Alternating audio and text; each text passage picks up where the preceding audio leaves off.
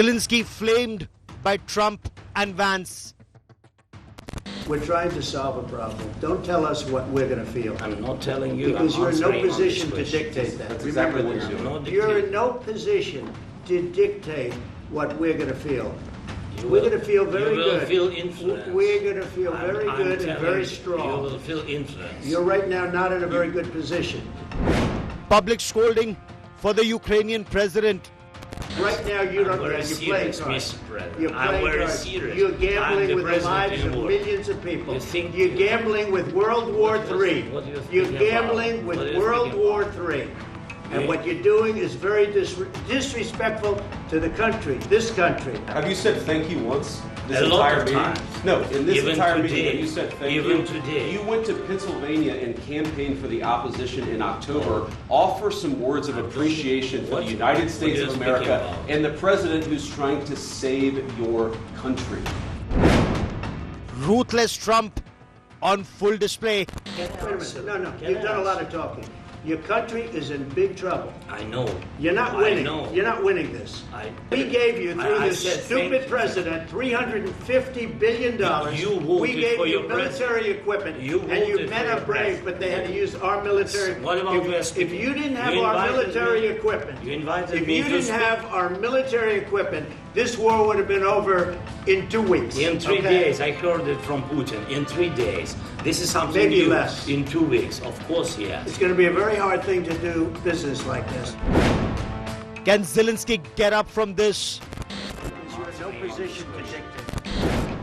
Brash, brazen, brutal diplomacy. That's our top focus on India Today. If you haven't seen this, you can't afford to miss this. What happened at the Oval Office? What happened at the White House? It was a spat like never seen before. When US President Donald Trump met the Ukrainian President Volodymyr Zelenskyy at the Oval Office in Washington, D.C. at the White House, things just escalated and suddenly spiraled virtually out of control. Both Donald Trump and the Vice President of the United States of America, J.D. Vance, it was almost like a pincer move. It was a twin attack, a multi-pronged attack on President Zelenskyy. Accused him of gambling with millions of lives, accused him of gambling and starting, perhaps wanting to start World War III.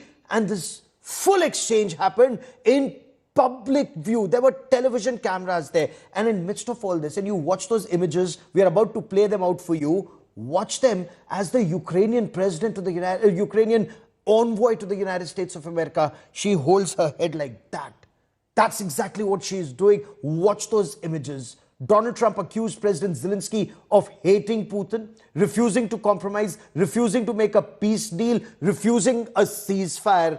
But perhaps at the back of his mind was that rare earth mineral deal. That's something that he wanted. And that's something that President Zelenskyy wasn't willing to cede ground on unless there was a security guarantee. Donald Trump also lashed out at Zelenskyy over the American weapons supply, the money support that had been given. He went on to call President Biden stupid. Ukraine didn't want to end the war since US support gave it a negotiating advantage, is what President Trump said. President Zelenskyy put up a very brave face.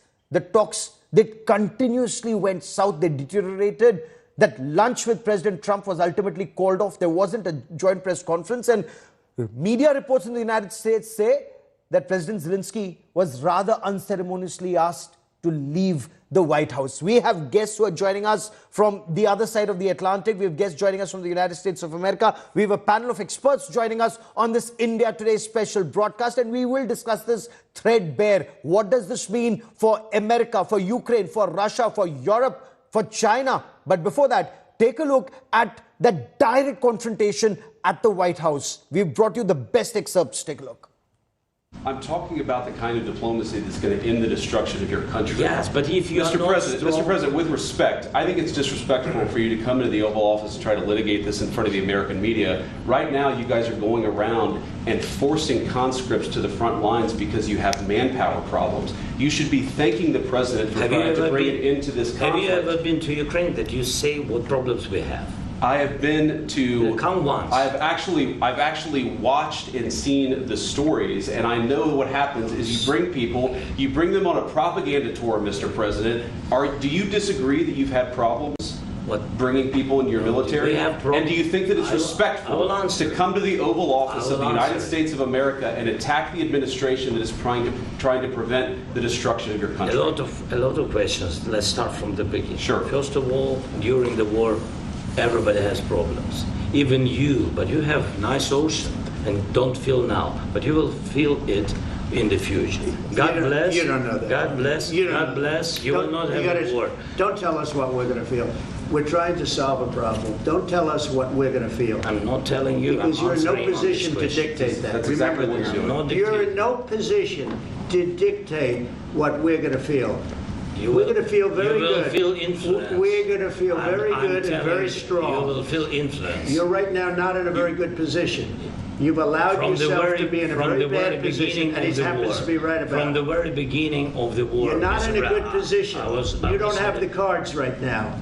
With us, you start having cards. Playing cards. Right now, you don't. You're playing cards. Mr. President. You're playing I'm very cards. serious. You're gambling with the lives of millions of people. You're gambling with World War III. You're gambling with World War III. And what you're doing is very disrespectful to the country, this country, that's back to you, far more than a lot of people said they should have. Have you said thank you once? This entire meeting? Times. No, in this entire meeting, you said thank you. Even today. You went to Pennsylvania and campaigned for the opposition in October. Offer some words of appreciation for the United States of America and the president who's trying to save your country. Please, you think that if you will speak very loudly about the war, He's not speaking loudly. He's not speaking loudly. Your country is in big trouble. Can I answer? Wait a minute. No, you've done a lot of talking. Your country is in big trouble. I know. You're not winning. I know. You're not winning this. You have a damn good chance of coming out okay because of us. Mr. President, we are staying in our country, staying strong from the very beginning of the war. We've been alone, and we are thankful. I said thanks you haven't in been this alone. cabinet, you and not only in this cabinet. We gave you, through this stupid president, $350 billion.